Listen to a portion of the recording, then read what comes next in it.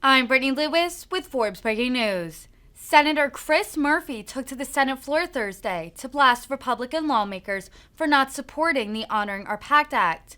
Senate Republicans blocked the bill, which would expand health care coverage for military veterans who were exposed to toxic burn pits during their service. Murphy specifically took issue with Republicans who initially supported the bill when it passed in the Senate in June, but then blocked it on Wednesday. Murphy accused these Republicans of being, quote, mad that Democrats are on the verge of passing climate change legislation and have decided to take out their anger on vulnerable veterans. President, I'm coming down to the floor to speak briefly on our efforts to protect women's access to birth control and contraception. But before I do, I just want to note something that happened here today that was really odd. So a few weeks back, we came together and had a consensus bipartisan vote to stand up for our veterans. A number of Republican and Democratic legislators here, the House and the Senate, worked together to develop something called the PACT Act. This is groundbreaking legislation, decades in the making, that provides veterans access to health care for exposure to toxic chemicals. Exposure that comes through being subjected to military burn pits. These are pits where a lot of toxic chemicals and plastics are burned at military installations, but also for exposure to chemicals like Agent Orange. So we had an 84-14 vote here just a few weeks ago in favor of the PACT Act. And then the bill came back to the Senate due to some technical corrections having nothing to do with the substance of the bill. And yesterday, the vote went from 84 to 55. 30 senators reversed their vote and the bill failed. All 30 of those were Republicans. What happened in 2 weeks that convinced 30 Republicans who previously thought it was a good idea to help veterans to decide instead to tank a bill that was helping veterans? There's really only two explanations. The more charitable explanation is that 30 Republicans just changed their mind. That 3 weeks ago they thought it was a good bill, helping veterans was a good idea, and 3 weeks later they decided that it wasn't a good idea, that they would rather spend that money on somebody else instead of our most vulnerable veterans. Now, that would be pretty fantastic to have 30 members of the Senate change their mind on the merits of a bill, especially a bill that helps veterans, the most vulnerable veterans in this country, veterans who are dealing with cancer and respiratory illnesses. The less charitable explanation is this. Republicans are mad that Democrats are on the verge of passing climate change legislation and have decided to take out their anger on vulnerable veterans. Because that's the other thing that's changed in the last 3 weeks. Republicans thought that Democrats weren't going to be able to pass a bill asking corporations to pay a little bit more, tackling climate change. Yesterday, news emerged that there is an agreement that makes it likely that a climate change bill is going to proceed on the Senate floor, and magically 30 votes flip. That's the less charitable explanation, because that would be pretty horrific if Republicans were mad about a climate change bill and decided to take out their anger on veterans, on vulnerable veterans. So maybe in the coming days we'll figure out which one it was. Maybe we'll figure out if 30 votes flipped because the merits of the bill dictated that flip, or maybe we'll find out that Republicans have decided to just take out their anger about the reconciliation bill on veterans. Either way, this is not a good day for veterans in this country. Democrats are standing up for veterans. We're going to keep voting for the PACT Act. We're going to bring it back. But 30 Republicans that thought helping veterans was a good idea just 3 weeks ago all of a sudden have abandoned the cause.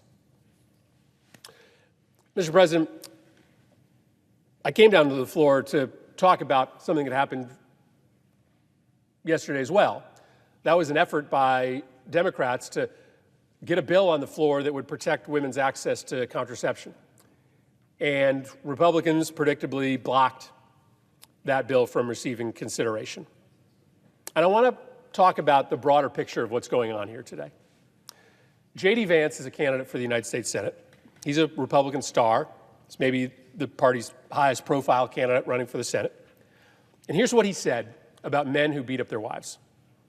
He said, quote, "One of the great tricks that I think the sexual revolution pulled on the American populace was convincing people in unhappy or violent marriages that getting divorced would make them happier.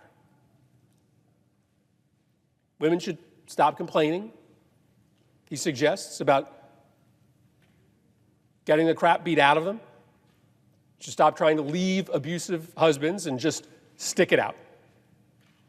Senator Hawley, a few months ago, gave a whole speech explaining how men have certain virtues critical to the maintenance of the American republic, like aggression and competitiveness and independence, that women don't have in equal measure.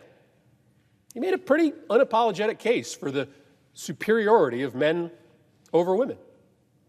Marjorie Taylor Greene, who is the biggest draw in the Republican Party right now, nobody gets a bigger crowd than she does. She says women should just accept that they are, quote, the weaker sex. A few weeks ago on this floor, Republicans refused to allow a debate on a bill that simply says government can't tell women which states they can travel to in order to receive health care. And yesterday, Republicans blocked proceeding to a bill that simply says that men shouldn't be able to stop women from buying birth control. So put that all together. You see the pattern emerging here? See what's going on? This is a pretty coordinated industrial scale effort to bring women under control of the state, to take away decades of rights accumulation from women and put them back where they were in the 1940s or the 1930s. This is a massive coordinated effort by Republicans to put more women under government control. No more abortion services, no more divorces from your abusive spouses, no more driving your car wherever you want, no more birth control. Women are on their way back to becoming second-class citizens. That's what the cumulative agenda looks like here. And I don't think I'm paranoid. I don't think I'm overreading the tea leaves. I'm just picking up the pieces that Republicans keep putting down day after day after day. I know Republicans will dispute this characterization, but if they do, we're going to continually give them the chance to prove us wrong. Vote for a bill that says states can't ban birth control. Vote for legislation that says states can't tell women where they can drive. What we're asking for is not an expansion of women's rights, just a protection to make sure that we don't take these big leaps backwards. Other Republicans will say that these are imagined crises, that states really aren't going to ban birth control. But just pay attention to what's happening in state legislatures right now. All over the country, states are trying to restrict women from accessing contraception because many Republicans will tell you that protecting life, in their view, involves banning the use of birth control. In Texas, the state already bans its family planning centers from distributing birth control. In Missouri, conservatives are trying to block health providers who receive federal funds from prescribing contraception. And the Supreme Court, in the Dobbs decision, basically previewed that it is likely to strike down the right to birth control sometime soon. So this isn't a fake crisis. This is real. And I'm not making up this new wholesale Republican effort to try to drag women back 100 years and to sideline them in a way that we thought was history. That's all real, too. And we will give Republicans the chance over and over again to prove that wrong. I yield the floor.